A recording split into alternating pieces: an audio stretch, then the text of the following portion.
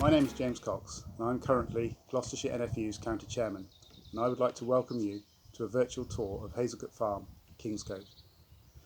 Hazelcote Farm is an all-arable farm where we grow milling wheat, malting barley and oilseed rape. Whilst we crop about 85% of the farm, 6% of the farm is woodland, and we are particularly concerned at the moment with the issue of the ash dieback disease, and we are going to have to carefully manage that to remove the diseased trees and, where necessary, plant new species. The main woodland and woodland belts are linked by over 5 kilometres of hedgerow and 2 kilometres of dry stone wall, along with many of our stewardship strips.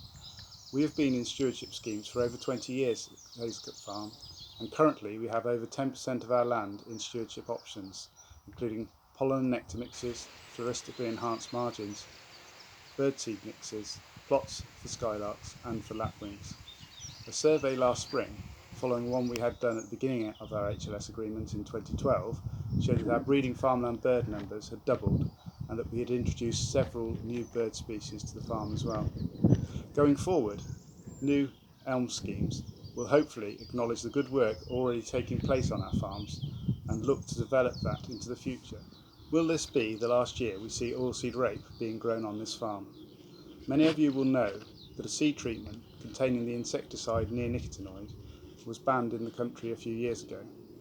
This treatment used to control the cabbage stem flea beetle that we are now seeing ravage the oilseed rape crop across the county and the country, mainly causing the crop to fail just after it's planted, but larvae also develop in the spring to give a second devastating impact.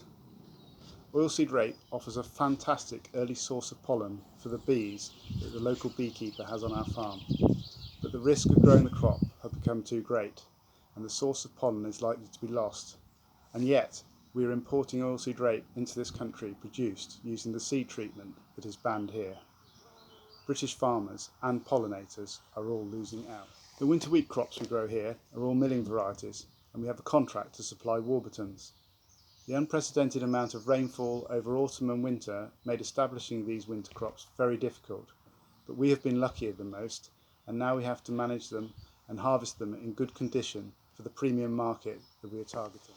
Spring malting barley is the most important crop we grow at Hazelcote Farm. It quite often takes up 50% of our cropped area, and we are part of the Molson Coors Growers Group that supplies approximately 40% of their malting barley requirement for their brewery in Burton-on-Trent, where they use 100% British barley. Following the wet weather I've already mentioned, we have now entered a prolonged dry spell, which has not helped the spring barley crop in particular, but by reducing the amount of soil moved when establishing the crop, we are quite pleased with how it is looking. The biggest challenge for malting barley has come from the lockdown necessary because of COVID. The closure of pubs, clubs and restaurants saw 45% of the beer market disappear overnight.